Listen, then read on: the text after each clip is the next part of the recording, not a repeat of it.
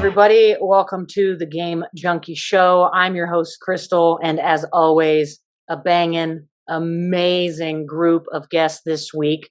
So everybody, please welcome back. We haven't seen her face in a while. Lena. Hi. Glad to be back. Thanks for coming. The Kentucky Wow Man, Alex. Y'all might know him as Mad. What's up, y'all? What's up? Sorry, we have him muted because they're in the background doing floors, so we got him muted when he's not talking. If you guys hear anything weird, it's not like kinky. There's not like a brothel in the background. Forgive me, okay? Yeah, it's just it's not a brothel, and I swear there's no Texas Chainsaw Massacre bullshit going on over here, okay? Actually, nope. That could be. The hills might have eyes over there. That could be. So, all right, y'all. Glad to be back, y'all. Glad to be back.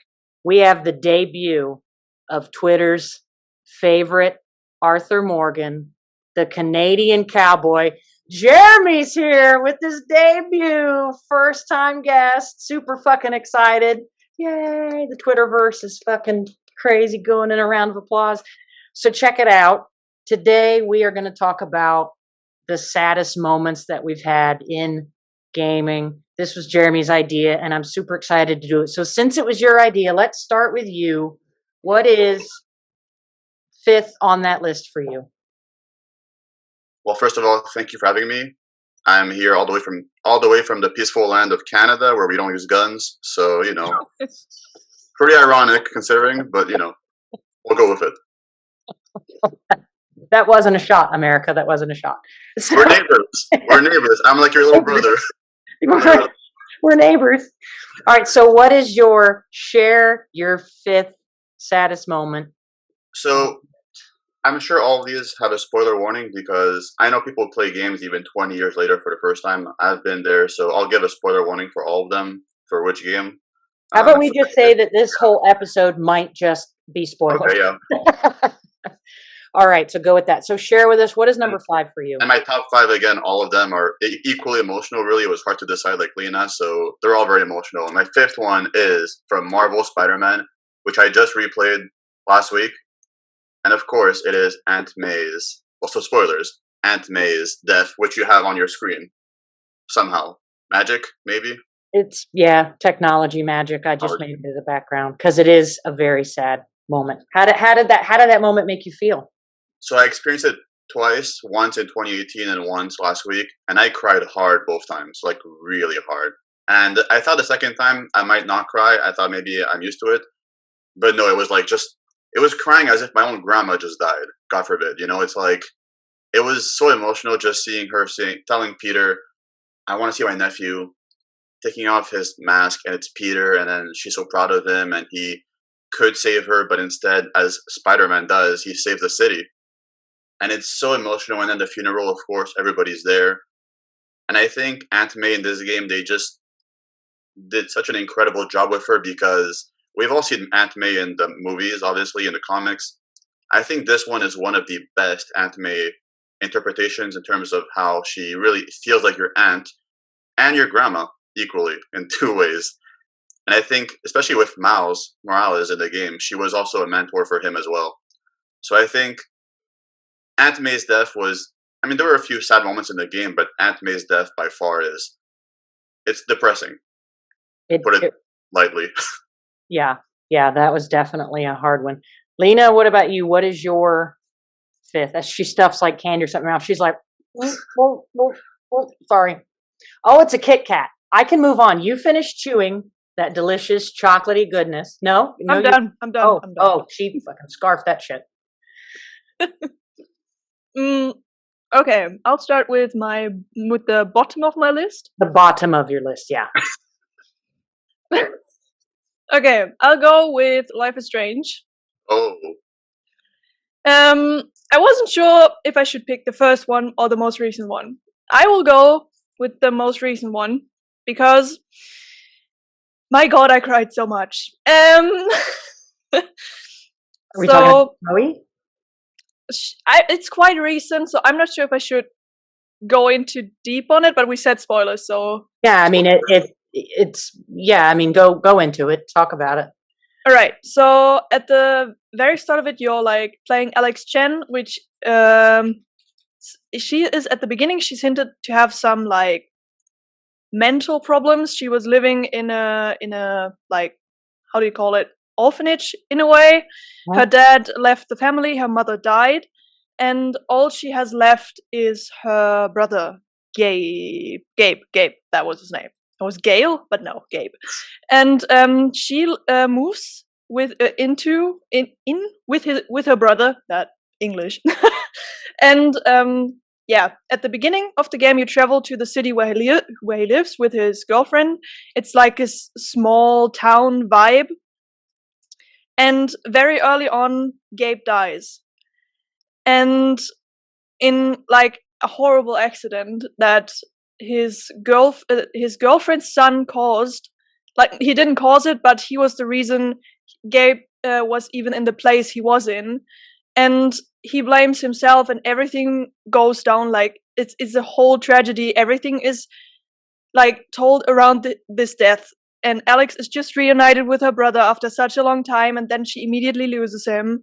And in such a brief time, you don't know much of him. You just get to know him like for one chapter or something, and you grow so attached to him because he's such a pure soul, and you can tell that by just the way he acts. And he's kind. He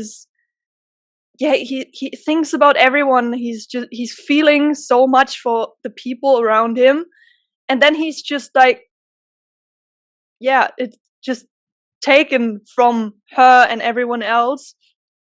And yeah, there's a lot of like blame going on, who caused it, and the plot of the game I will not reveal, but everything revolves around his death and Alex trying to find why that happened, because it shouldn't have happened. I feel like those games are really, really, really fucking human. Like, there's so much human elements in those games that you go like, somebody somewhere is feeling this way. Like, that game is so good about nailing that. It's just the way it makes you feel like angst inside, and just anxiety overall, while also being so human. Like you said, it's just the way it portrays it feels real, which is what makes it even sadder for me personally. It's why I also I cried like a baby. Yeah, well, it's sad. That's a good one. Yeah, I want to add that this game might be my game of the year. I'm not sure yet. I won't spoil that. And I'm glad you brought it up, because this game has like probably 5 sad moments that are really, really sad. And yeah, Gabe's death in general is just, that's one of them. That's the root of all of them, really. So I'm glad you brought it up. Good. I cried multiple times throughout the game as well. So then it did its job. I will say, me and Lena are like the same person. Yeah, well, let's see. I'm very curious. I see you there, Jeremy. All right, Alex, what is your 5th on the list? All right, so my 5th one is from Final Fantasy 15. It's basically the very ending of the game, because you go through this game, you're going through with Noctis and his 4 best friends: Ignis, Gladio, Prompto, and you're going through this game, and you're going through with these people, and you start to form bonds, and you start to see their friendship just progress over the course of this game, and how close they really are as friends. And then there's this final campfire scene that, they're kind of talking before the final boss fight, and it just cuts off, and you're like, what the hell? And then you go through, you fight the final boss, you get that type of stuff, and then it cuts back to the campfire scene, and there's this really sad moment where it just builds up, and then Noctis just says, "Walk tall, my friends." And as soon as he says that, I start bawling like a baby every single time, because I know what it's like to, form these brotherly bonds with friends, because I've had friends like that in school.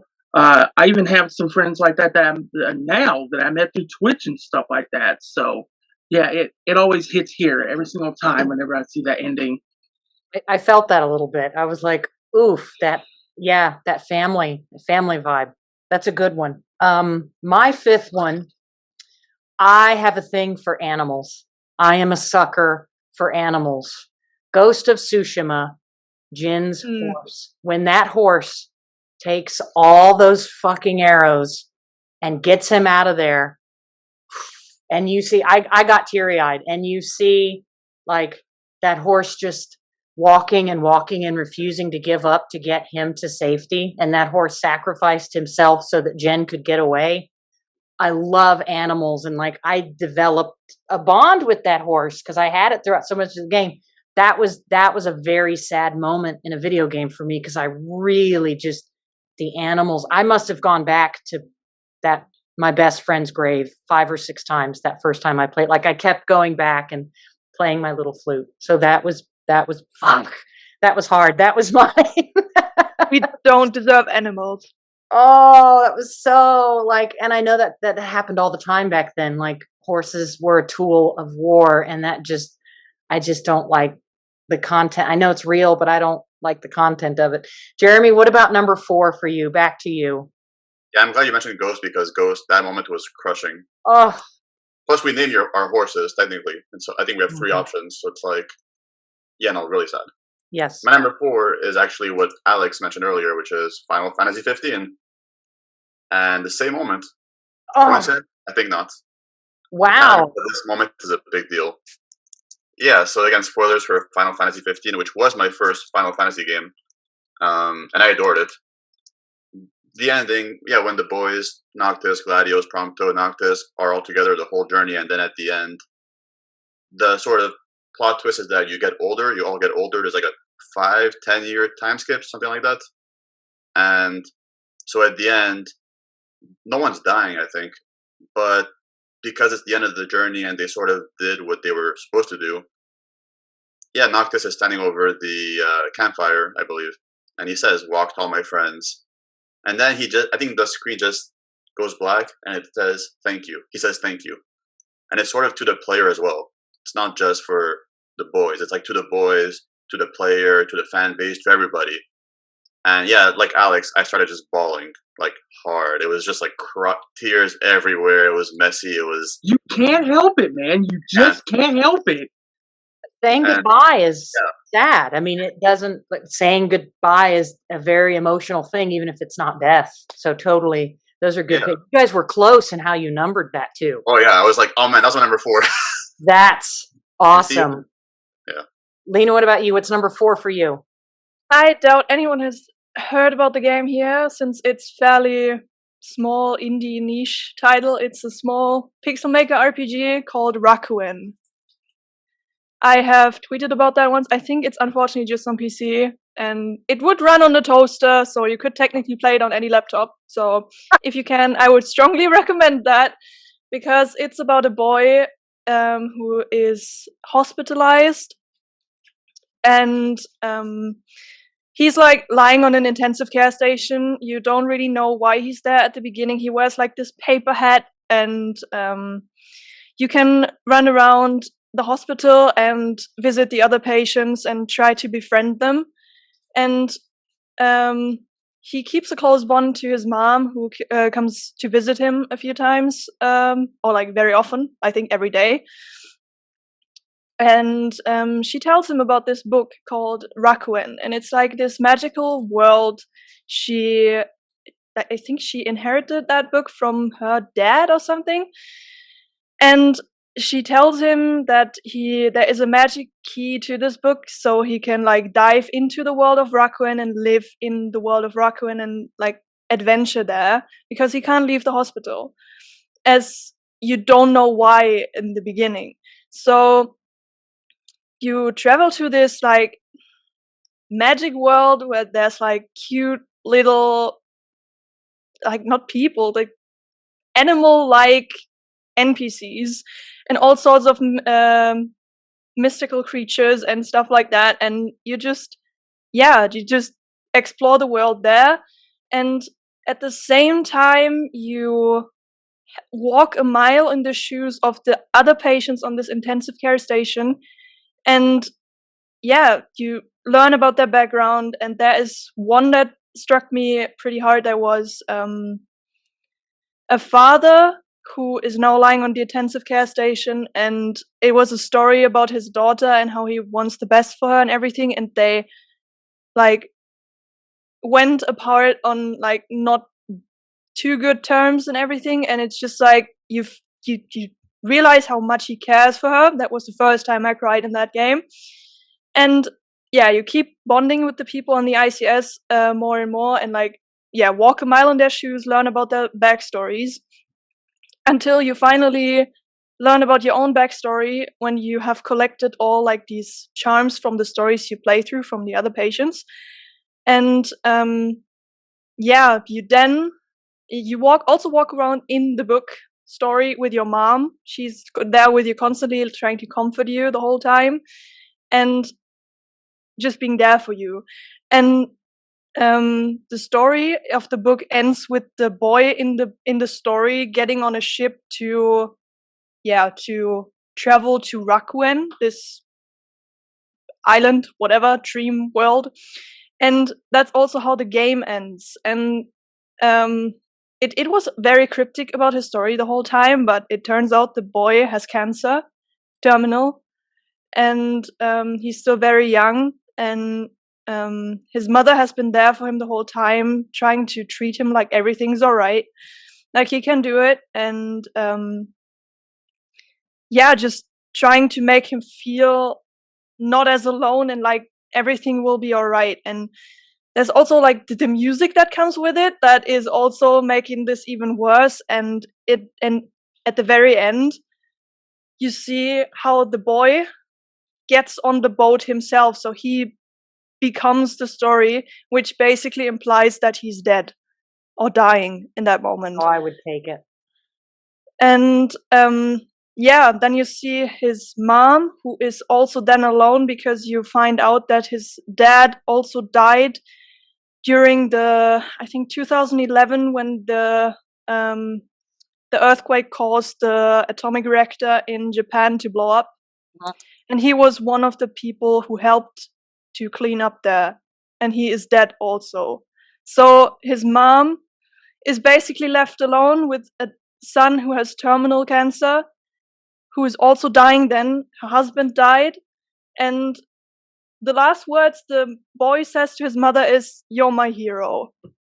Oh my God. Jesus. So it's a story about, I mean, it teaches you essentially to be sympathetic to all these situations, but oh, fuck, what an ending. That would probably get me. Well, now I'm Like, gonna cry. yeah, that, especially when you're dealing with like sick children that have terminal conditions, like there's just It literally, that story, that it killed my heart. and what's that game again, in case anybody out there? Rakuen. Rockland. Rakuen. That's making me tear up. Like, God almighty. It's literally one of the best indie games I have ever played, and I did not expect it. It's so good. And how do you spell it so we can? Rakuen. Okay. Yeah. So if anybody wants to check that out for PC only, and you want to subject yourself to that kind of emotion, that sounds like a great journey. All right, Alex, what is your number? Well, 4. Yeah, number 4. My number 4 is from The Last of Us, Part 1, not Part 2. I'm not talking about that just yet. But Part 1, this is the beginning of the game when you're going through as Joel, and you end up right in front of this military officer who gets ordered to shoot at you. And in the crossfire, his daughter Sarah, who he's been helping along throughout this whole time, she ends up getting hit in the crossfire and she dies. Very powerful, very emotional moment. And the reason why that is because throughout that whole opening segment, they're sitting there and they're building this father-daughter bond, and you are just getting attached to Sarah, you're getting attached to Joel, and you're like, oh, Joel's such a good guy, he's such a good dad, Sarah's such a good daughter, Damn. and you start to be like, I cannot wait to play through this game and just see these two's relationship, and then bam, Sarah's just taken from you right there. And every time I play through this game, every single time, it gets me to. I'm just sitting here doing this, just to try to cover up my tears, even though nobody's watching me. And like, you naughty dog, why do you have to be such good storytellers? That's a hell of an opening too. A lot of games don't open with that kind of emotion. I mean, that will draw. They really don't. In that was a rough one. What are we on number 4? Oh, Yeah, that was depressing. yeah. My number 4 is Cliff Unger's story from Death Stranding. Now, goddamn. Death Stranding director's cut is relatively new, and a lot of people haven't played it. I'm nervous to give a huge spoiler on this one because the narrative journey really relies on you not having the full knowledge of what's going to happen there. But to anybody who has played Death Stranding, Cliff Unger's story is extremely sad. Like, just imagine being completely manipulated in every aspect. The people that you love are dying, and someone is manipulating you about that. They're manipulating your child. They're manipulating you. The government construct is manipulating you. The military is manipulating you. People you think are your friends are manipulating you. It's extremely, extremely powerful. And you get to the end of this journey, and it's just like, wow, how much can one human take? And he doesn't break because of the bond he has for someone. I really can't spoil it because so many people haven't played it yet because they're waiting on that PS5, but it's about an unbreakable bond of loving somebody so much you're willing to endure so much literal, physical, and mental torture. And it is like, that game will fucking hit you like a ton of bricks. So that was my number 4. I mean, has anybody here played it? Okay. Yeah. So you know what I'm talking about, Jeremy, like the way it drives his story too. And then you just like, oh my God, right? Like it's so fucking powerful. I was going to ask, is this Mads Mikkelsen? Yes. And did you feel like his performance was like top notch in this game?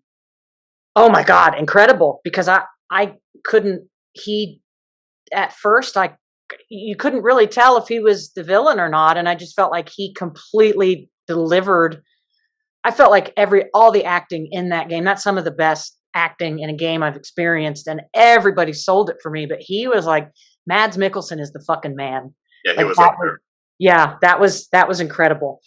So number 3, Jeremy, back to you, buddy. I do have to grab medication for my throat, so Do it. be right back. Grab it. I'll jump to Lena really quick, and then we'll come right back to you. Lena, jump really quick for number 3.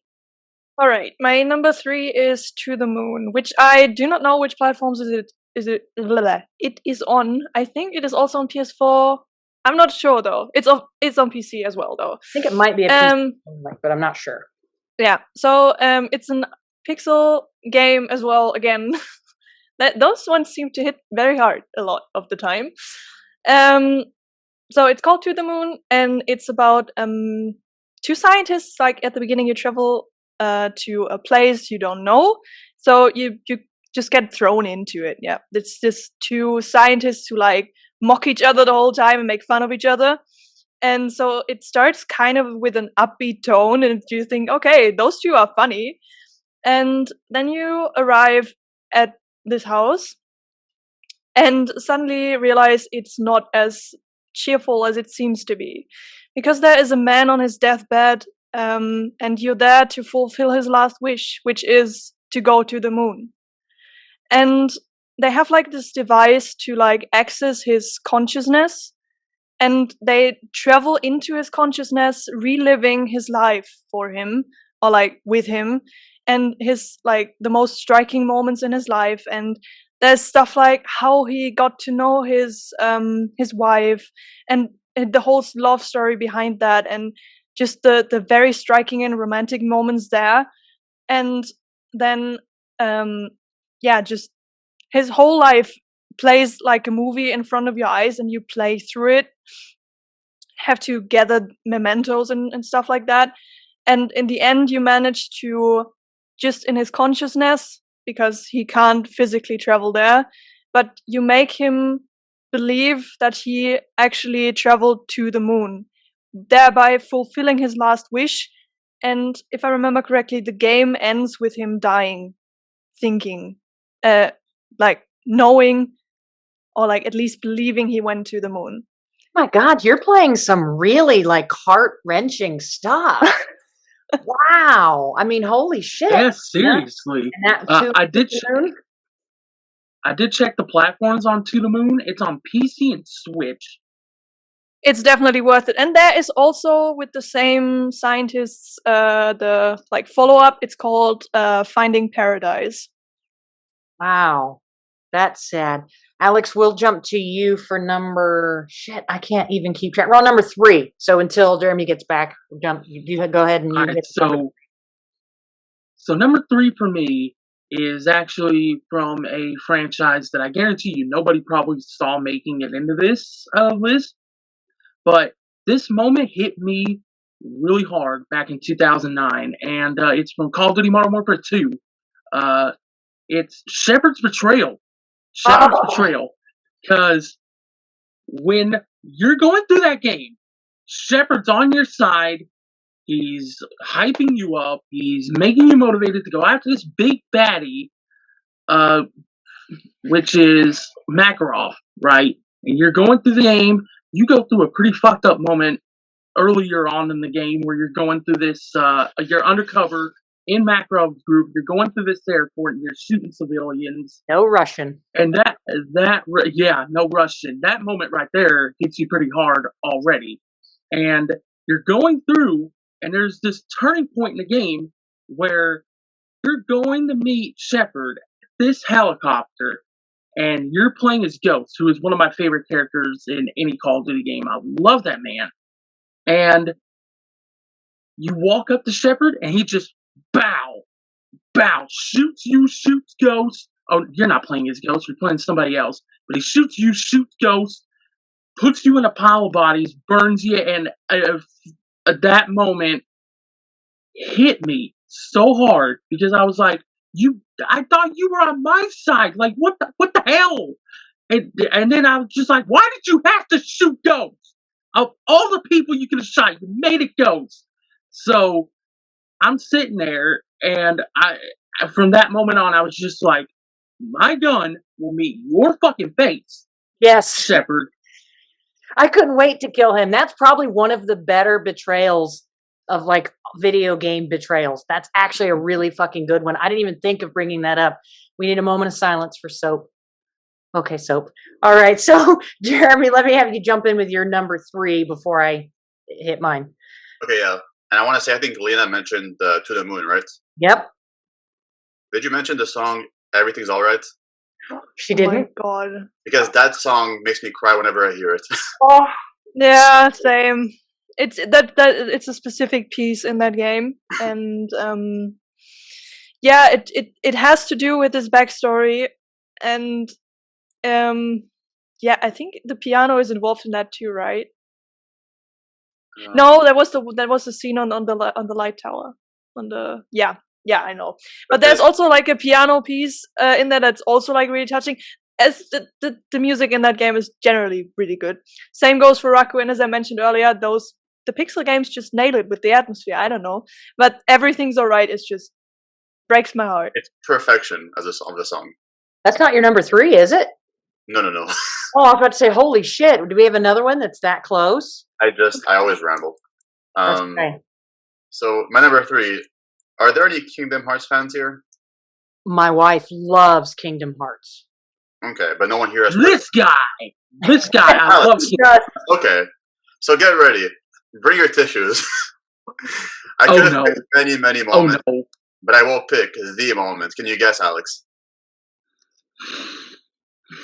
There's so many. There's so many.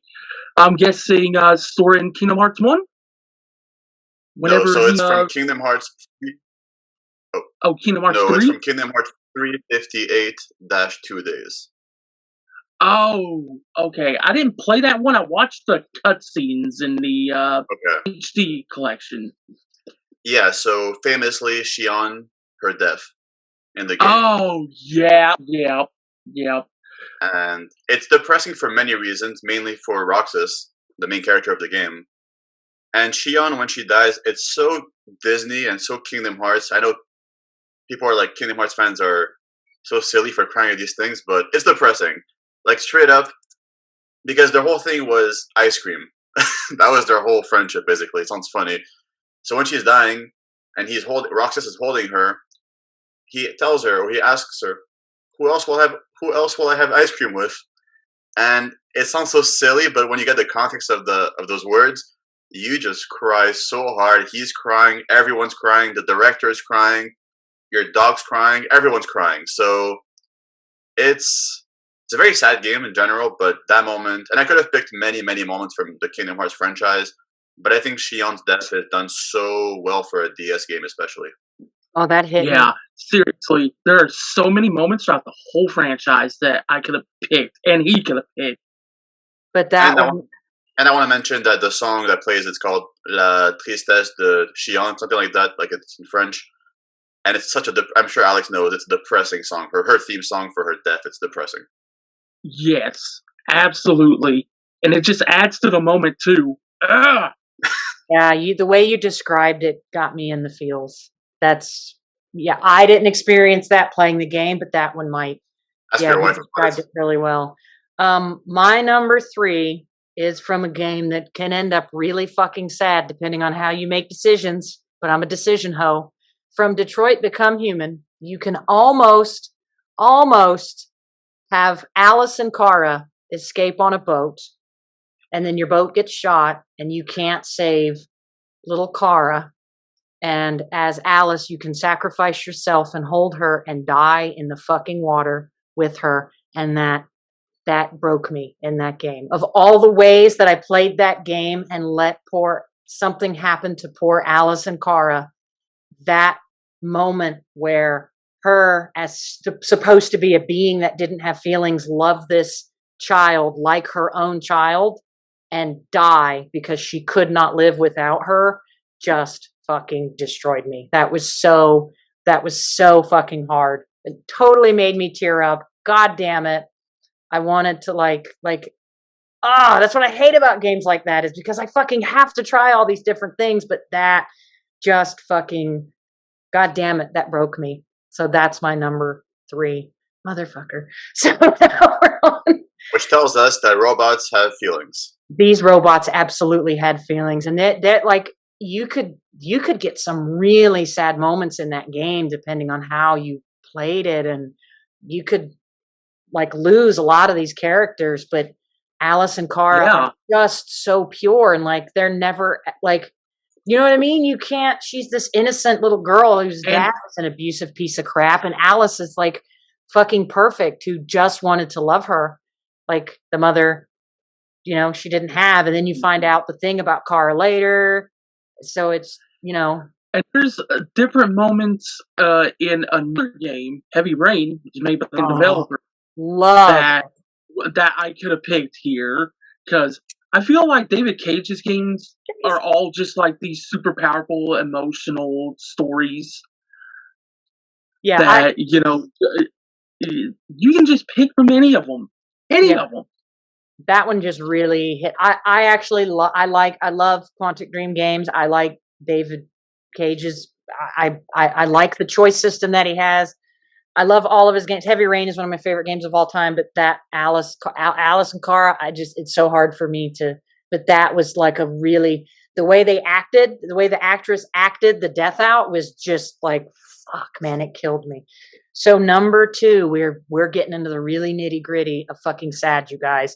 Jeremy, what do you have for us at number 2? Oh my god. Oh my god. Here we go. My number 2 and number 1 could have been almost changed, but number 1 has to be number 1. So number 2, which you would probably think is number 1, I know it's all very meta. My number 2, of course, is how do I say this? Arthur Morgan. Has everybody here played Red Dead Redemption 2? Yes. Not I Lena? started it, but I But have not finished I it. know so it. I'm gonna Well, choose what Spoilers, happens? guys. We're about to fucking wreck you. So get your Well, I tissue. could So spoil this I'm for you gonna guys. tune this out because I do not Okay. want to fuck it up for myself when I play Yeah, I the don't game. want to ruin it for you either. I don't want to do that. Yeah, you're about to get a spoiler, Alex. I'm sorry, because it's on my list too. So I think you tuned out already, right? Damn it! I know what happens, so I'm fine. it's an old enough game. Alex, for your benefit, for your experience, I'd recommend you definitely don't hear this part. Oh, dude, Okay, I'm putting the headset down. put the headset down. Put the headset down. I will give you a cue and you can put it back on. Okay. So, I mean, I think, Sounds good. yeah. I think most people here, people who are probably listening, know my story with Red Dead Redemption 2 and how much it changed my life and everything. But obviously, Arthur Morgan, who's the protagonist of the game, I describe him as Heart of Gold, Arthur, depending on how you play him. But I think that's who he is. Oh, And so he gets. So Alex is not here, right? Okay. yeah. He can't hear. He put for anybody who's listening and not watching on YouTube. He took his headphones off so he can't hear. And I'm going to go out of order because this is Okay. a number for me too. And Lena, don't or no, still play this Lena game. knows. Lena knows what happens though. Yeah. So Arthur gets sick. You know, he gets sick and he knows his time is numbered. His days are numbered. And so he, just like the title of the game suggests, he does everything he can for redemption. And he works so hard. As the player, you work so hard to make sure that he gets his redemption. And spoiler alert, he gets his redemption in red. No pun intended. But basically the saddest moment, and again, there's a few moments you could mention even throughout this. I mean, this game has like probably 1,000 sad moments, of course, we can all mention. And the saddest for sure has to be when he is dying, when he dies. And he mentions early in the game, I think it's chapter 1 or 2, he mentions that when he dies, he wants to be faced west, and he wants to be, right in front of the sunset or whatever it was. Oh God, I'm going to cry. And that is how he dies. He dies on a rock, facing west, and the song "Unshaken" plays, and of course you're crying already. It's like this man you've been playing as and with for, I don't know, 50, 60 hours, whatever, depends how long you've been playing it for. This man that started off as being this, maybe more of a thug, more of a right-hand henchman in the gang, he ends up becoming, or you see him for who he really is, his heart of gold, and the good man that he is. Now I'm going to cry too. And I'm having a hard time right now, actually. I'm actually having a hard time right now because I'm yeah, me too. Oh shit. Yeah, and for me it was really a personal thing, just like the entire. I played it twice so far, the game. And yeah, when Arthur dies, it's like, wow. It's kind of both sad. It is very sad, but it's also peaceful because he did get a good ending, in my opinion. I'm going to add on to this because this was actually also my number 2. Yeah. So we had this in the same order, but for me, this was actually the first game that ever made me cry. Ever? Okay. I had ever made me cry, and I had like 2, 3 solid, 4 solid. So it started happening when he said goodbye to his horse. Oh yeah. Thank you. I paused it when he thanked. Now my horse didn't die. 65 hours of playing this game with the same horse, feeding it and grooming it and taking care of it and having it go with me everywhere. And then 65 hours later, in my first playthrough, they fucking betray me and they kill this horse. And then because I play like you, like I am Arthur Morgan in that moment. And I say goodbye to my horse. Jeremy, that was the first time a video game broke me. And then when they did what they did to him, even though he got what he wanted and it had peace, that was so, Rockstar is so wonderful at like storytelling. That game is phenomenal. Yeah, because your horse isn't just your horse; it's your partner the entire game. Like, of course, there are so many characters in this game that you become close to, but your horse, who you name, and it's not even like Ghost of Tsushima where it's options. You choose any name you want, Yes. really. So at the end, when your horse dies, it's basically saving you, and you tell and Arthur stops in the middle of a gunfight. He stops when John is telling him, "Come on, Arthur, come on," and he just goes on the floor next to his horse for a few moments, and he's caressing the horse, and he just says, "Thank you." And He it's won't like, let it die alone. He will not let his horse die alone. And that's one of the things that exactly. helps him die. He died for that fucking horse. Yeah, he even says like, "Shh, it's okay." Like he was really comforting the horse, and We'll call her girl, whether because you can pick the breed of horse you want. Sometimes it's male or female, but he'll be like, "Shh, that's a good girl. yeah. Thank you, I love you." And you're like, "Oh my." And I think also for anybody who's ever lost a pet, like I have, it's like that hits even harder in general in terms of just it's very relatable. Obviously, it's all very different from a horse to a house pet, but the feeling's the same. Yeah. And Arthur Morgan, a legend, clearly. So Lena, please get on it. Yeah. Okay, hold on. Let me tell him he can put same number on that, Jeremy. We were the same fucking number. We are all the same person. We're the same person. So I'm cueing Alex that he can put his headphones back on. God, but this game has so many moments. It's kind of we could have a whole podcast just about. We could have a whole series on this game. Probably. We really could do a whole series just on like that game and I'd the love to. moments. But that is like one of the saddest moments that's ever going to happen in games. I'm sorry, but it is. Lena, what is your number 2? Number 2. I had a hard time picking number 1 and 2, but I am back with a game more people probably know now. The Walking Dead Season 1.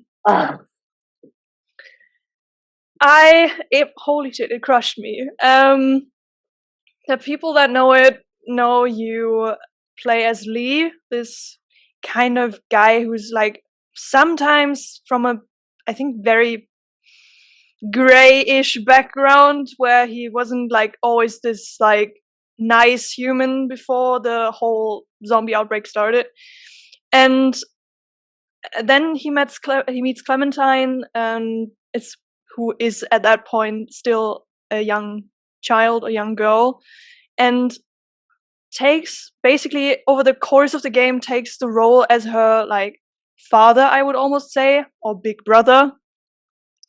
And at the very end, in the last chapter of the game, Lee gets bitten by a zombie, and by the time the chapter ends, like the color in his face is turning grayish, so you can see he's turning into a zombie slowly, and it's just heartbreaking because Clementine basically cries the whole time, and it's just that I think he instructs her or like tells her how she can kill a zombie as well, get rid of the zombie, basically teaching her something in his last moments. And what killed me is that she asks him to not turn into one of them, and in the end she kills him. She finishes him so he doesn't turn. And you imagine? Then the game ends, and I was done with everything. It's like but I love games that deliver those human aspects like that. Like that's something we don't think about because it hasn't happened. Could you imagine if that really happened to you? Like how dynamically just fucking obliterating that would be on your soul and your heart. Like that's, man, I love video games. Like, look at this shit, y'all. The fact he even goes and says that he will miss her. I think that was the line that made me break.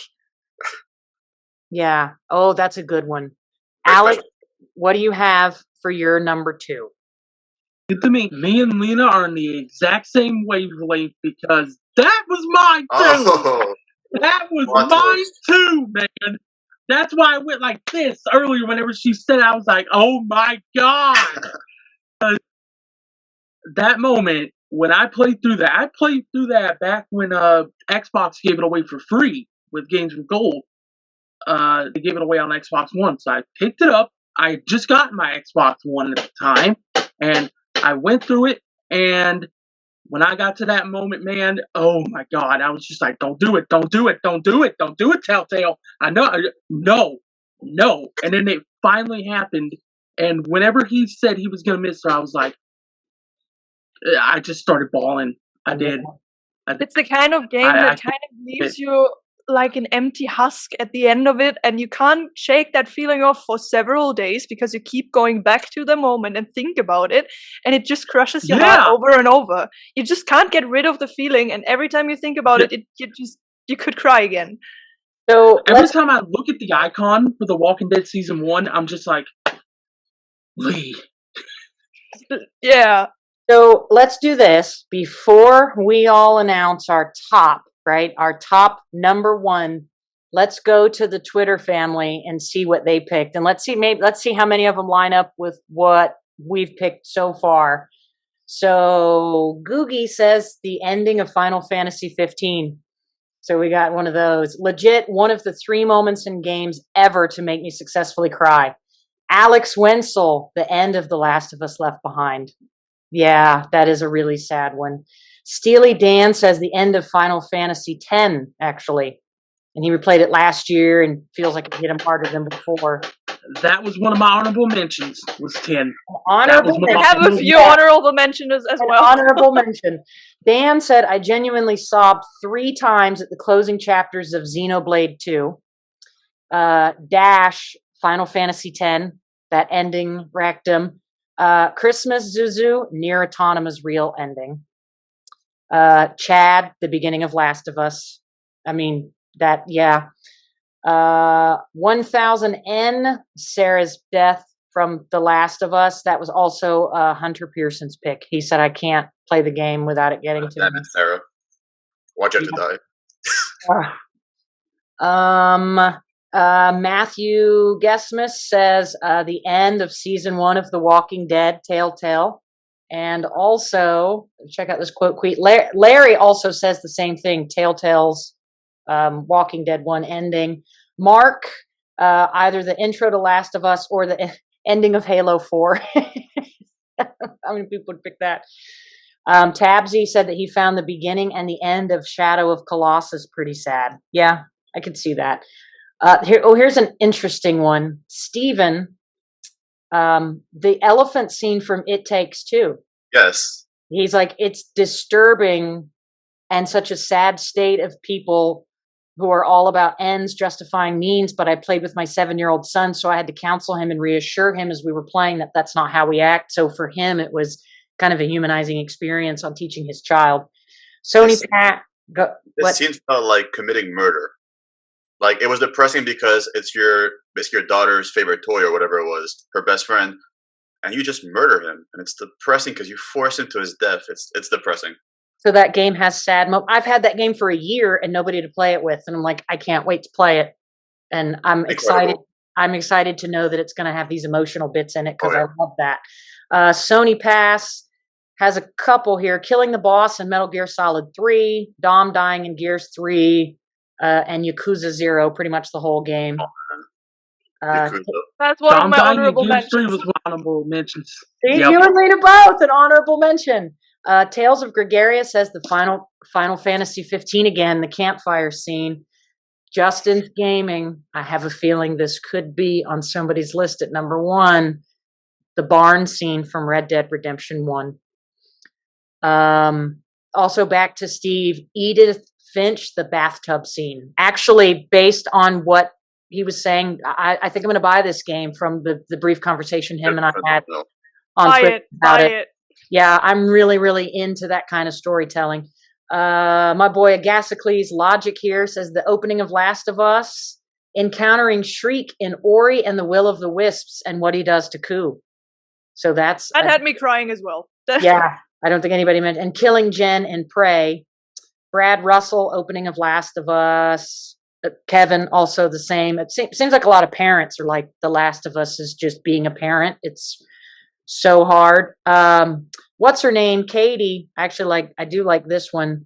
In Horizon Zero Dawn, when you're listening to them telling people how you can't survive the Pharaoh plague, that's actually a good pick because that was really sad and really emotional to go, what would you do if you knew humanity was fucked? And like Yeah, it really makes you sit there and just think, It it makes does. you ponder thoughts, because I went through that game and up until that moment, I was just enjoying myself going through this nice, beautiful looking post-apocalyptic world, shooting some robot dinosaurs. And then that moment happens and I'm like, Gorilla, what are you doing? What do you make? These are emotions. I know. I thought you guys make games that are just like, you run around, pow, pow, shoot, shoot, but no, Gorilla is great with their storytelling. That was an incredible one. Of my honorable mentions is when you're playing as Aloy and you go and you visit Elizabeth Sobek's grave. You can actually go, so it's not just Ross's grave. You can find where Elizabeth is. So like that whole dynamic was just fuck. I mean, it was beautiful, but it was really emotionally hard at the same time. Thank you, Crystal, for mentioning that. Thank you for mentioning that. I was just about to. I love Horizon. Redma says the end of Red Dead Redemption 2. I assume she means the part you and I talked about, Jeremy, not like the later. Yeah. I almost fucking spoiled it, but I remembered. I was like, oh, Alex, don't say it. Don't say it. Don't say it. Son of a bitch. Stu literally left me a GIF. I'm so sorry, Stu. I don't know what. Oh, that's a Final Fantasy, but I'm not sure which one this is. It's when they're in the water. He lays rest in the water. That's 10. That's Yuna. That's Yuna and Titus. Okay, I'm sorry. I'm not a huge Final Fantasy fan. I apologize. Thank you for, covering me on this one. Mike, Gears of War 2, Maria. That was sad. Oh, Seabucks Rules sent me a screenshot of Fallout 4 where Dog Meat died. Oh no! Coco Claus, near Autonoma Route C. Yes, that's sad. Bad Elf Santa, Detroit Become Human. When you can't save Kara. Yes. Let's see. Hour a Day Gamer, my boy Dave here. The last time he cried in a game was an indie called Into a Dream. He said it's an emotional roller coaster and a powerful game. Lena, you should look into that. That seems right up your alley. And he plays. What was the name? I need to write that down. Into a Dream. If you can't remember it, we'll get with Hour a Day Gamer. He knows all. I wrote it down. I saved that. Oh, here's one that didn't come up. Poe, when Geralt finds Ciri seemingly dead in The Witcher 3. Oh, yes. So that's. Oh, yeah. PSA Games, Shadow choosing to go down with Kefka's tower at the end of Final Fantasy VI because he couldn't reconcile with his past. Spoilers. Matt is loving this one. Final Fantasy VI is my favorite game ever made, and that was in my honorable mentions.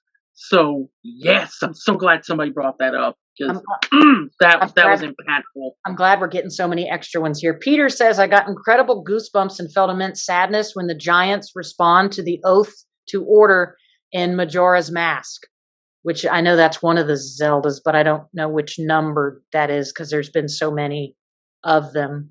That's the last March of the Ents. Professor Quinn, when Cade 6 died in Destiny 2 Forsaken.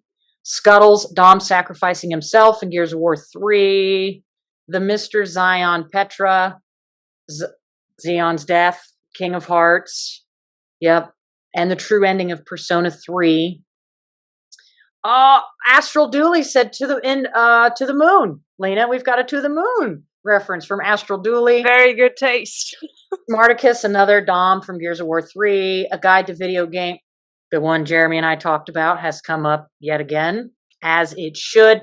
And Jeremy, I have to point out, Caden from the Great Game Debate said that when he was yelling, Jason, what you guys didn't see is when even if you're watching on YouTube, you can't see it. There's a private chat.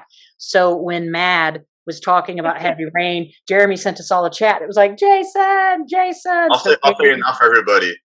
Jason. So Caden brought that up. Lance, the end of Metal Gear Solid 3, right? So the boss fight there. So good. Endgame of Mass Effect says Mistletoe. And Cup of Joe said that this is a small indie game, by the way, a Christmas gift mission from Elite Beat Agents. He said is super sad. If there's anybody out there that's played it. Heard of it. Rachington. I probably butchered that. I'm so sorry. Saying goodbye to a particular spirit in the Spiritfarer game. Let's talk about games. This is a good one. The introductory chapter to A Plague's Tale. The whole Hugo doesn't know sentiment. That actually, yeah, that is actually, and that's pretty human too. Joggle the Toggle, and another Walking Dead one, another season 1 of Walking Dead. Oh, Seth, another Edith Finch bathtub scene. My boy Goose 618, Ghost of Tsushima the horse. Thank you. That was Saffron, Walking Dead season 1. Her and Crash Landed say the same thing here. Jim Washington agrees with Jeremy and I that that's the saddest moment. Quapo, Titanfall 2. Noctua says Dragon Quest 11 when you return to Dandrasil and you find everything out about your family. Hazador Gaming says I don't cry in video games, but Ori is the only game that almost got me. I think a couple people have said Ori to this point here. And Winter Breeze said Morrowind crashing on me before I could save the game after several hours of playing. So that's technically a sad moment. I can't even. So I think that's a lot of really good. So everybody, thank you for the Twitter stuff. Some overlap there, which is pretty cool. So now I want to see what we all picked for our number one. Did we pick any of the same thing? And did we pick anything that they picked? So Jeremy, please lead us in to the number one selections for everyone, please, if you would, good sir.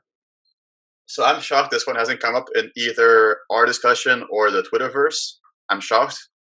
And I think I know it. I might know it. Yeah, Lena might know it, I think. It's from The Last of Us. I'm not sure if I do or not. I think you do. I think we all do. We all know Jeremy feels very strongly about this title. Okay, so you guys have known my thoughts on this game, right? Yes. Yes. More or less. I mean, Yeah, okay. it broke your heart and you're frustrated with that. Share it. Share it. Yeah. And this is no one's, I mean, I won't spoil it, but this is no one's number one, just maybe. It's not mine. Okay. It might be. Yeah, it's all right. Just say it. Say it. What's your number one? Let me just hear it and I'll tell you. Let me just hear it and I'll tell you. So yeah, The Last of Us Part 2, there are many, many scenes. And maybe my favorite scene of all time, sounds really funny, or maybe at least one of them, and at least the saddest, is the final scene of the game. When Joel and Ellie are on the porch. Oh. I didn't Not actually. mine. That's not what I thought you'd pick. That's not what I thought you'd pick, actually. So funny. Not mine. Mine is from The Last of Us 2, but it's not So that a one. funny misconception, I think. Maybe it's because of Twitter and how it's hard to say everything obviously on one site, but I think a lot of people think my problem with the game was someone's death, but that wasn't my problem. My problem was who we play as. But the final scene of the game, it broke me when I guess I could spoil this game. Came out last year, right? Oh yeah, but the spoilers. We really spoiled True the Colors, damn- so yeah, it's this game. Yeah, So and I've already had this anyway. moment spoiled for me during my first playthrough, so it doesn't really I matter. think the game's old enough that we can definitely share freely on this one. Yeah, the final scene of the game when Ellie and Joel are on the porch, and Joel is just standing there by himself. Ellie comes, and Joel is just looking very somber, very sad, and he tells her, "So is Dina your girlfriend?" And he's so encouraging and positive about Ellie and her possible girlfriend, who she clearly likes. And then she just snaps and says, "Why did you save me?" Or "Why didn't you?" Whatever she said about what he did. And then he's trying to explain himself, and she says, "You're such an asshole." And she gets mad at him. And then he says, "If the Lord gave me another chance on that day, I would do it all over again." Good Lord gave me a chance to do it all over again. I'd do the same thing. I would do it all over again. And you just start, because even he's holding back his tears. And even Ellie's like, And here's the word, the saddest part. Ellie's like, okay. And then she says, I don't know if I could ever forgive you, but I would like to try. And Yep. oh my Exactly God. what she says. That I is watch that scene. I watch that scene pretty often when I want to cry because it gets me every single time. And it's like, what a perfect scene. And then it's like, it's so sad because that was their last time together before his, passing. And they never got to really make up, but this was the closest thing we got to them making up. And it's just depressing because in a way it's a happy scene because there's some hope, but that hope was taken away from them, and that's what hurts me the most. That's what broke me, I think, the most. whole And game is like that. The entire game is just filled with these moments that are a juxtaposition of themselves. Like you can't have anything nice without having anything bad and vice versa in it. yeah, and I want to say that Joel Miller to me is like one of the greatest characters of all time. And I know there are surprisingly many who didn't like him in the first one, or there are a lot of people who think he was wrong in saving Ellie at the end of The Last of Us one. And I'm one of those who thinks he was absolutely right. And I think any of us would do the same thing. Damn I right think we would. anybody who says otherwise, Yep. they're trying to say that, but they would do the same thing. Damn right. Damn right. If it was somebody else's child to save like my nephew's life and make sure that the people I love live on, I mean, in the real world situation, we would do it. And But- for a direct comparison, actually, to my number 5 pick, which was Aunt May and Marvel Spider-Man. Yep. Spider-Man had a choice to save his aunt, and he chose a city. Joel could have saved the world potentially, but he saved his girl. So it's like Spider-Man is the selfless character who is a hero. Joel, that's the point. He was being selfish, but we'd all do the same thing. Even in Spider-Man shoes, I'd probably save my Aunt May, So it's like, is it selfish? Yeah, but it's human. And I think Joel, yeah, it's everything, all the emotions show in that scene on the porch, I think. I think that's what makes Neil Druckmann such a great writer. I feel like he does capture the human elements of how we kind of do in that environment. You would have to be selfish to survive. And when you have such little left, I mean, his relationship with his brother's fractured. His child died, and that's the chance. That's the redemption arc for him to raise a child again. So it's like, regardless of how you feel about Joel or whether or not he did the right thing, it's beautiful fucking storytelling, and it is just heart-wrenching. I mean, and you cry every time. I have been teary-eyed multiple times in the game. Like it's. I haven't cried, but I've been like, "Ooh, this is rough." Like I cry so much that I have to like calm down and get my tissues. Like it's really bad. It gets me so emotional, honestly. I think for me, like it does, but Neil finds a way to make things do this. So it's like every time I get really sad, there's something saccharine and sweet in it that makes me go, "Oh, well, there's still this hope. There's still this light." Like, do you know what I mean? Like, so even in those moments, like the very end of it, when they're overlooking. And I'm like, did he actually even lie to her? Maybe he didn't. Maybe I should go through those tapes again and see. So like, that's why I feel that they're not as sad for me, because there's so many moments of like hope that Druckmann gives you. That's a good one, Jeremy. That's a fun. Lena's like, she might be crying. What is your number one, honey? The same game, but a different scene. Oh, well, there's multiple scenes. I'm going to get behind it, which is actually kind of interesting that the death itself is not the saddest moment for me. It's what comes after.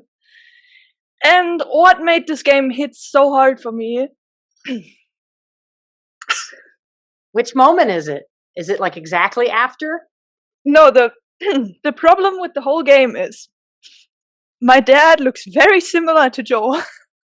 Oh, so you really felt it. Yeah.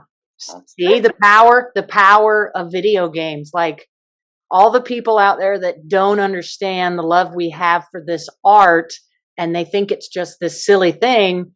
And here we have 4 adults who are moved to emotional tears because the way the medium allows you to experience the narrative in the story you can't get from TV shows, you can't get from movies, you can't get from books. This is really a very special medium, a very special medium. So the death itself was bad because it was pretty cruel, and yeah, you get to this, yeah, you start hating Abby and everything.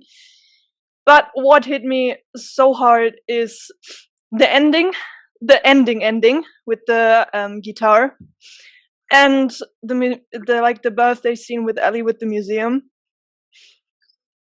Oh my god, that is the most beautiful moment in fucking game. To anyone that doesn't know or hasn't played The Last of Us, Ellie dreams of becoming an astronaut. So Joel takes her to this museum, which has an exhibition of dinosaurs and everything. So that part is super cute. And then you go upstairs, and then there's this whole like exhibition of like different space planets and rockets and moon stuff.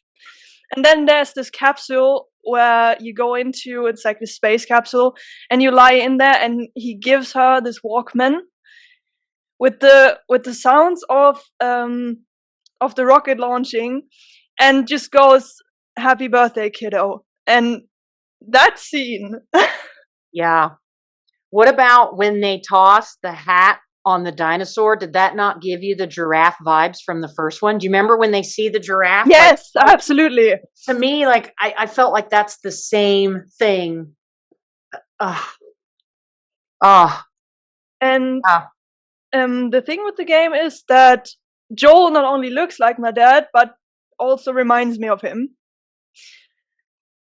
And with the exhibition in the museum, I could exactly imagine my dad doing the exact same thing for me, which is why I am so emotional. And just the fact of knowing that he isn't there anymore, that just completely destroyed me.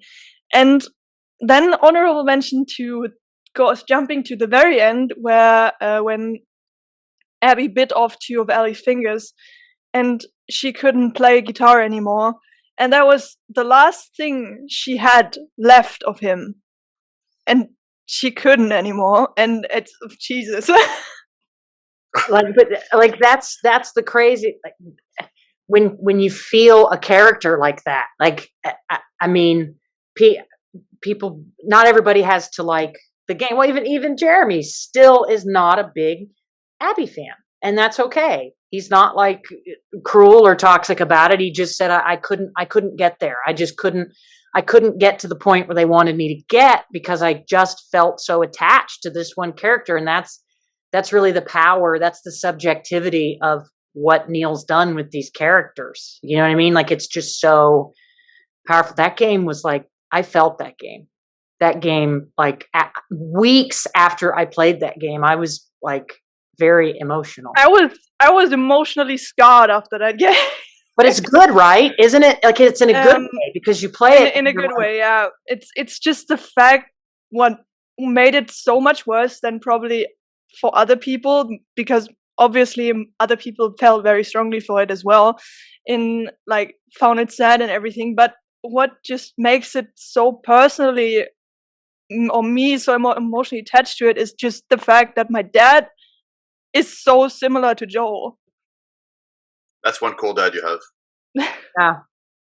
But again, that's part of the human element. I think people who aren't really into video games don't understand how talented these developers are, and artistically how incredibly well crafted a good video game is. The music, the story, the characters, the development, like, it's so much more than just, I mean, the gameplay makes all of these experiences come together. Yeah. It's just the fact that my dad just looks like him, and he just is, in a way. If he would grow a beard, he would look like Joel. He would be Joel. He wouldn't even need different clothes. He's just Joel. Joel. And I do want to add that the way that Ellie gets PTSD and she pictures Joel on the floor, and then at the end she tries to picture him on the porch instead with a guitar, I get similar flashes to Joel. in a sense. Like I'll be like randomly doing whatever I'm doing, and I get flashed to Joel, whether it's on the porch or on the floor. And even in my own experience, actually, when I lost my dog, I had a similar thing of picturing the same flashbacks like that of both good and the sad. So I think the game, is, for as much as I hate the game in so many ways, it's such an impactful game. So maybe I don't hate it. Maybe I just hate that it's so sad. I don't know. I mean, I can't. For me, I feel like part of the point is you are supposed to hate certain aspects of it. I don't know how you're supposed to love being that miserable. But I feel like they nailed what PTSD feels like. And like in the scene where Joel dies, how the cinematics of it, how like whoop, whoop, whoop, like the volume changes and you feel that thumping in the ear. I thought that was a really powerful scene too. And like when we go through something that's really emotional, that like our adrenal glands make that happen to our bodies. So I feel like that was pretty incredible. Alex, I have a feeling The Last of Us 2 is do you have a number? Damn straight. Yep, Wow. it is. It is. And, 3 times. So what is it? Here's why. A little bit of background before I get into what happened. So last year, around September 16th, actually, I remember this vividly. I lost my dad. He died due to heart problems, and he had a heart attack earlier that year. And when he was getting transferred to the nursing home, he died. And when I was playing through The Last of Us 2, it was 2 days after the 1 year mark of that. So I got the game September 18th. I started playing it. I went through, and I've always seen Joel as kind of like this father figure, in video games for me. And The Last of Us Part 1 actually came out a month after I graduated high school. So, yeah. June of 2013. I graduated in May. So I had this like extreme attachment to Joel. I've always seen Joel as like a father figure. And when I saw Joel get murdered by Abby with this golf club, I literally sat there. I was like this. I paused the game right afterwards. I put my controller down and I'm sitting there and I'm shaking and I got my hands on my head like this. And I ugly cried for like 15 to 20 minutes afterwards. I was literally just sitting there shaking like, I just lost my dad last year. And now I lose my virtual dad. Just over a year later. God damn it. And it's Yeah, see, look for at that. those of you who have not lost a family member that you were super close to, like I was with my dad, it hurts. It hurts. It hurts your soul. It does. So, for me to lose a character that I thought was, a father figure, it's different. It hits so much different. So, that's fine. But the power of that, like the risk that Naughty Dog took to do those kinds of controversial things, I mean, that's a pretty significant risk in gaming because they knew it was going to be polarizing. They knew people were going to feel a certain way. But I think they created really relatable characters because, two of you are connecting that to a very real world experience. Again, I'm sure some TV shows and books have wonderful characters that are really well written, but the way you get to the journey is different. So, like Mad, do you think it would have hit you the same if it was just like a TV show or a book, or is it having the remote and going through that in a different way gave you that stronger experience of how significant? I feel like it would have hit me. I feel like it would have hit me somewhat similar, but because I'm playing the game and I already played one full game as him, it just hit that much harder because I went through a single game as him, and he's teaching me all these different things about life and parenting and all that stuff in the first game, and what a father is, and that cares about his one that cares about his kids, cared about Sarah, took Elliot and treated her like he was Sarah, and you see that after the first game, and you're like, yep, that's it. Yeah, sure, he was being selfish, of course, but you ask any parent, they do it. They would do it. Damn right. That was their daughter. That's my nephew. Do it. No way.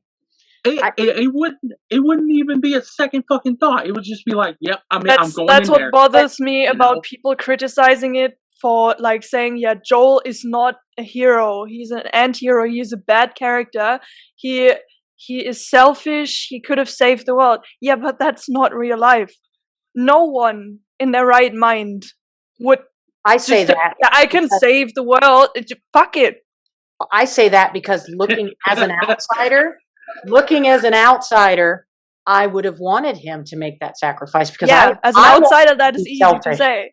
But that's also me as an outsider being selfish, saying, no, you make that sacrifice because it benefits people. I think the people criticizing Joel for doing exactly what he did lack the reflection of self-reflection of what you would do in the exact same position. Yeah. It's just humans are selfish, and it's right. It's good to admit that because it's just what it is. And if I were in his position, I would do the same thing with not a single strain of thought of considering. Imagine if you weren't Joel and you were on the outside and you were one of the people that wanted to survive. You could understand someone being like, well, damn, we didn't get a cure. Now I lost more people that I loved. So that's like that polarization of that whole dynamic is just like, fuck. They're really, everybody's a good guy. He is a very morally gray character, I would say, because people always try to color game characters in black and white. I feel like he's bad, he's good, but it's just not the way real life is. You can't do that. You have a lot of gray area. In The Last of Us, there is not a single character in either of those games that is completely colored one way or another. It's so ambiguous, and that's what makes it beautiful. They're all gray. They are all gray. Yep. All of them. And if we didn't play as Joel for 25 hours, 30 hours. Okay. Jeremy is correct. Sarah was pure. So yes, Sarah, I was wrong. You cannot color Sarah as a gray area because she was completely the victim. But if you didn't play as Joel for 25, 30 hours, that shit wouldn't have hit you. And Neil knew exactly what he was doing. Damn you! If you look at it, it's actually the games which have this gray area that are actually the saddest ones. Yeah. Because The Walking Dead season 1 was the same. Life is Strange is kind of the same. So if you do not have this strict black and white of characters, it feels more real because real life is not black and white. Never is. So let's talk about and I feel like sorry, I have to get into this for a second. I feel like all forms of media that tell stories in like this, with this type of not black and white with their characters, they're all gray sort of thing. They really impact you more than anything else. Kind of like this series here, Game of Thrones. This is first book, Game of Thrones. I have all 5 of them right over here. But I just figured I'd bring this up because this series hit me so hard when I read these when I was when I was going to my local community college. So that's Jeremy just chatted us that his other father figure is Ned Stark. I'm actually gonna admit I didn't like Game of Thrones. I'm sorry. It was it was a little, the incest, and it was a little rapey, and it just wasn't for me. I'm not saying it wasn't good content. It just wasn't for me, is all I'm saying. I'm definitely do not go on the record that say I said Game of Thrones was bad. I did not say that. That's not my particular cup of tea. Twitter, put down your pitchforks. Yeah, put down your pitchforks. Speaking of geniuses who know how to use video games as a medium, who know how to create characters that are not black and white. Speaking of people who know how to make polarizing content, my number one saddest moment ever in a video game is from Kojima Productions. So I'm pulling on Kojima. This is a spoiler. I have to tell you what this is. I can't beat around the bush like I did with Cliff. So if you haven't played Death Stranding, you're going to want to like maybe a minute or two. What's your choice? Listen, okay? Because the worst that a video game has ever fucked me up in my life, made me fucking cry, like cry, was baby Lou. When I had to walk that baby to the incinerator, I could not. My wife and I were crying. We had to stop playing. It took a couple days for me to come back to that because I'm like, I can't. That was like the whole game. The whole game, this baby keeps you from the BTs and helps you survive. Like, and this baby wasn't given a choice and was stuck in this little awful fucking compartment. And now you're just going to throw it away like trash because it's a tool and it's not a living thing. And I got so attached to my BB, and I could not you guys, I could not handle the incinerator part. There's lots more after that makes that a fantastic game, but that is what did it for me. That hit me harder than anything else ever in a fucking game. That broke me. Did that hit you as much, Jeremy? Were you like, fuck the baby? I'll be honest. Fuck that baby. I didn't care about the baby at all. The BB. The game, I loved the game in the first 30 hours, and then I hated it in the last 20 hours, which is very typical for me. And yeah, the BB, I like the song. Oh, the fucking song started playing. I remember Die Hardman told me, take it to the incinerator, and I leave. I'm like, all right, fine. And then the little, like, the baby song, it's like, and I'm like, and then like the lip starts quivering, and I'm like, oh God, fuck. And it just, I think I was sad because of, I forget his name, but Norman Reedus' character, because he was sad, I was sad. Yeah. But he felt it because he had that attachment to the baby. And then later you know, there's more dynamics to that. But I remember finding this beautiful spot on a cliff looking at the incinerator and just like setting the remote down and crying with my wife. And she's like, you can't kill the baby. That's a baby. I'm like, the game's going to make me, well, don't do it. Like, I was like, I have to finish the game. I don't know what you want me to do. Like, I have to figure out what happened. We had like this little bicker, like, you can't kill the baby. It's like, maybe it will let me not kill the baby. It's like, I went in there and I'm like, are there other options? Can I like not push this button? Oh, did we have to? It makes you push. I don't remember honestly the answer. Yeah. It makes you push the button before the next beautiful scene that happens after that. Yeah. So like, you know, it ends up, yeah. And what about the very, very, very, very end of the game where you find out? Do you remember when you find out what the baby's name is? It's not yourself, is it? No, you don't remember? Oh, it's Mads. Something with Mads, right? No. Okay, another spoiler for the end of Death Stranding. Real quick here, people. Baby is girl. It's Louise. Little baby Louise. Baby Lou is baby Louise. It's a little girl. Maybe that was only in the director's cut. Did you play the director's cut? No. Okay, that could be it. At the very end of the game, after the credits, you see Sam Porter Bridges' hand, and you see the little baby's hand, and he says, "Hey, Louise." Okay. So it's a little girl, and her name is Louise. Interesting. I know, that game just like, Jesus Christ. I mean, is it your favorite Kojima game ever? It's the only Kojima game I finished. Oh, okay. Interesting. But I would say, yeah, it's. I mean, I guess by default it would have to be. Yeah. But I think it's one of the most unique narrative experiences I have, and like The Last of Us 2 for me, it's one of the most emotional roller coasters because it's not always sad, but it's like, and the plot twists in the game were incredible. And especially the music choices. Oh my God. Like I listened to that soundtrack at home. Like I still do. It's beautiful. But that moment, I'm the only one out that didn't pick The Last of Us 2 I didn't actually have any of those on my list. Did you notice? Wow. I know. I don't know why. I just felt like for some reason those other things. If we're talking about The Last of Us 2, the hardest moment for me, the dog. Killing the dog. Like I really didn't want to have to kill the fucking dog. And then Mel was pregnant.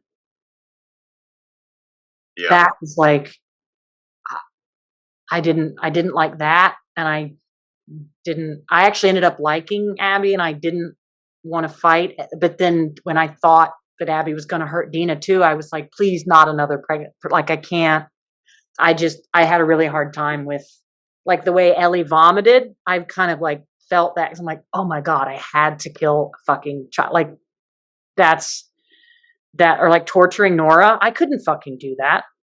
Well, I did it. Yeah, Jeremy's like, fuck that. I'm going to fuck Abby up. I don't have it. I have no problem with that. Yeah, I don't. But torturing Nora, like Nora didn't even do anything wrong. Oh, but you would because you'd want to get to Abby. Yeah, but as Ellie, you wouldn't know that Nora didn't do anything wrong. True, that's you just true. see them as the enemy. Okay, but she did whatever she did to torture her. Obviously, fucked her up. That's actually my favorite scene in the whole game, by the way, is after she tortures Nora and she's like really fucked up, and the way that Dina comforts her and loves her after that, it's so wholesome after being so heartbreaking. I do want to say that I think the game worked in the sense that I really, really was Ellie throughout this whole game, where I was angry. Like they got me in the sense that if their intention was for me to hate Abby and to really have no problem doing anything Ellie did in the game, it worked, because I've heard many who criticized Ellie for being so cruel or whatever. And I was like, no, that was me. Like I felt the exact same way Ellie did. So in that sense, it worked on me. If that was the game's goal, it worked. I'm the other person that towards the end, I'm like, Ellie, like, what are you doing? You're being too consumed. Like, slow down, stop, go with Jesse. But so I became an Abby sympathizer. I did. I actually, it worked for me. I ended up not wanting anybody I was like, can we all just please? Of course, that's diplomatic me, not out of character, to be like, can we all like, can we like try to group hug this out, please?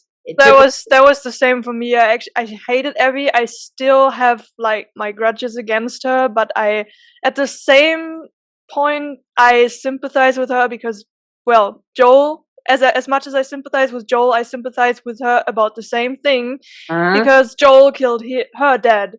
And the end, what struck me the most is the realization that Abby and Ellie are not so different. That's how I felt at the end too, is that the parallels, I feel like both characters had the same parallel. And when I got to the end of the game and Abby wanted to hurt Lev, I was pissed because I was like, that's you, and Abby is who Joel was for you. Like, that's literally like they went on each on their individual crusade, and they like crossed each other at one part because it overlapped at some point. I have to in the end they were driven by the same feeling for revenge. I have to pull a Jeremy and say there's another character I want to paint as almost perfect, and that's Lev. I don't feel like Lev. I really like Lev. I love Lev a lot. So, and I really liked the dynamic with when Abby looked at Lev and said, "You are my people." I was like, like that was beautiful. Even if you're like, fuck Abby, man, even though that bitch can eat a burrito, like when she like loved Lev so wholly, like Joel loved Ellie, and it's just these beautiful moments. I had to watch the rest of The Last of Us 2 because my save, when I was going through the game, corrupted. And so I was just like, fuck me.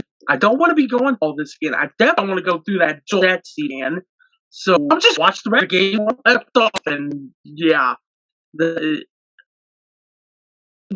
through it again. love it. But watching these moments that you guys are mentioning happen, yeah, I can see why at least 3 out of the 4 of us the game as like the game that just broke us the most. Yeah, I would have said that game broke me the most until Death Stranding was the thing that came along after that made me go, oh fuck, I can break harder. God damn it. So that was so damn, that's like pretty much around the time I wanted to wrap up, guys. I have a Jesus question for you, Christ. Crystal, actually. You what? I have a question for you. Yes. Because your background is Spider-Man, and Yeah. this I mentioned earlier. Was that on your list at all, or? It wasn't. I didn't want to give a clue to what my list had on it. So I picked a moment that I thought was like really sad and beautiful that people would recognize that wasn't necessarily here. I spoiled Jeremy's list. Out there too. On there. It wasn't on mine either, but I had this moment spoiled for me whenever the game was brand new. I was talking with someone in real life about this game, in my team. He mentioned that game to me. I'm like, dude, I haven't played it yet. He was like, oh, I'm sorry. And I'm like, no, you're not. No, you're not, Daz. You just ruined that for me. I actually can't believe that I didn't think of Miles Morales until now. The ending of Miles Morales. Finn is one of my favorite video game characters of all time now. I thought the way they wrote her character and the way they made her a villain was actually pretty political without being like obviously super political. And the ending to that was really, really powerful. Lena didn't play it. I didn't. All I said is just. I All I said is just the ending. I didn't tell you what happened. Okay. No, just making sure. Miles Morales is still a pretty new. Yeah, Miles Morales is still a pretty new game, but it has a sad ending, and it happens to have a really, really good. Miles Morales has amazing characters in it, amazing characters, and it has a good story, and it has a pretty heart-wrenching ending. I mean, that's. I don't think that'll spoil anything for you to know that, but it had some remarkably well-written characters that I think culturally represent really strong political messaging that I think that game was a great platform to tell the stories that it told. That's not going to ruin anything for you. I also want to say that, Crystal, you are on the right side of history because you chose the right picture, the right Peter Parker. You didn't choose a new Peter Parker, so you were on the right side of history. I'm going to be the odd one out here. I prefer the new face. How dare you? I actually really don't. It doesn't bother me. I really don't care. Honestly, I don't. It's the same. It's the same thing to me. It's just two different. I purposely didn't upgrade to the remaster just to have his old face. I don't care what the face looks like. I'm not really. It doesn't bother me that much. I don't know. I'm not really that picky about fictional characters. I'm like, I don't care. You can change the face. I don't know. I'm weird. Don't listen to me. All right. So anything that before we wrap up, is there anything that we didn't talk about that we need to talk about really quick? Before I want to do a part 2, part 3, part 4 of this because sounds about right. Maybe every year, maybe at the end of every year, we should do it because then we'll revisit what new games may have had sad content or see how that changes. For sure. So we will definitely have to do that. And hopefully, I know that Mad will be back because him and I are planning a future episode right now. And I think Lena and I are going to do a future episode talking about like how horror games expose phobias and things like that. And hopefully I'll be a part of that. I want to be a part of that horror one because I love horror is right. I love horror, but I have my personal grief with some things. Yeah, I don't really I actually did not want to be a part of the Last of Us franchise. Didn't play the first one at all. I don't like zombies. I'm not trying to be mean or like is it specious? Zombies are ugly, and I'm not trying to like physically shame the way they look. They're ugly. They make stupid sounds. They are kind of stupid because they're brain dead. They're kind of creepy. I don't fuck with that. I don't fuck with that. I don't need to be scared. Like I don't like the feeling of anxiety. I didn't want to touch the series. Didn't want to touch it. And then this whole drama came out, and I thought, that seems like it might be a decent story and strong LGBTQIA. It's funny. It's funny that the drama made you think about picking it up, because that again shows that it has the exact opposite of what people try to accomplish. Honestly, I'll be canceling completely something. honest with you. I heard so many people say so many bad things about like, it's just gay pandering, and I'm like, well, then maybe I'll support this title. Holy fucking shit, what good fucking games. Like the combat, that combat was fire. Excellent fucking combat. I want to go through that game again just for the combat. The combat is so good. Do it. That combat is so good.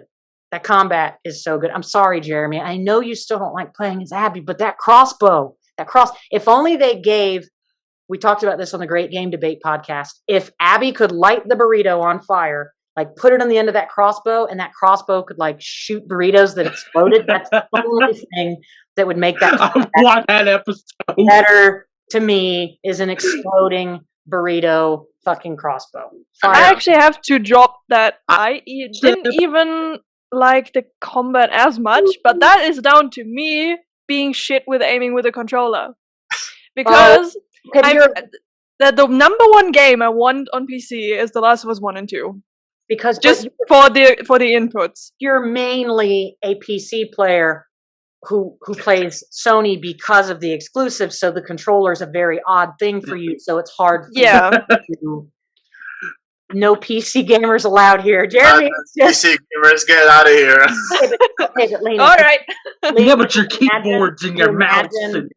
The combat. Think of like when Uncharted comes to PC, and like if Last of Us 2 eventually came to PC, would you definitely feel like the combat mechanics would? Because obviously the mechanic, you're saying I had the same with, like, I started Days Gone on PS4, and then the PC port came out, so I immediately switched because it's just, it's my favorite form of input, and I sit on this chair anyway because my PS4 is over there, so I play through my PC. You're just to clarify it so that nobody watching is like, pitchfork Lena, fucking PC elitist. She's saying the mechanics are great. She's just not used to a controller. So I prefer going my way. I'm more comfortable with it. If you put those mechanics in the environment she's comfortable with, that's all she's saying. And I'm buying the game twice anyway, because I own Days Gone twice. I would definitely buy The Last of Us full price on PC again. Bloodborne as well. Yeah. Oh, Jeremy, what did you thumbs down, Jeremy? Bloodborne. Oh, my heart. No, I'm come on. I'm not a Bloodborner either, Jeremy. Don't worry. It's okay. Cool aesthetic. Cool aesthetic, but I think the Souls games are just not for me at all. I mean, that's fine. Yeah, I didn't, but all the pressure. I used to think the same. And when we talk about sad games, I had a special occurrence with the Souls games I want to bring up here for a minute, which I think I've never really told anyone. Let me guess. Is it Super Wolf? No, it was a Dark Souls 3, Abyss Watchers, which is the first difficulty bump in the game, and my controller was broken. It had drift, and I just couldn't get past them. I was so mad at home. I actually started rage crying about this boss. It was the only time that ever happened. And I got a new controller, beat them in under an hour, and since then, I love the games. So Lena pretty much just said she's fucking boss. That's pretty much what she said. Fucking skills. She bossed. I legit cried over the game because I was so angry. I don't know that I've cried out of anger for it. I'm not judging you. I just don't know. I would be like, fuck this. I'd take that shit out and be like, boop, next fucking title. I'm not beating my head against the wall like that. If I get that mad, I'm like, fuck it. That was the only time a game has ever gotten me so mad. And I almost uninstalled it after that.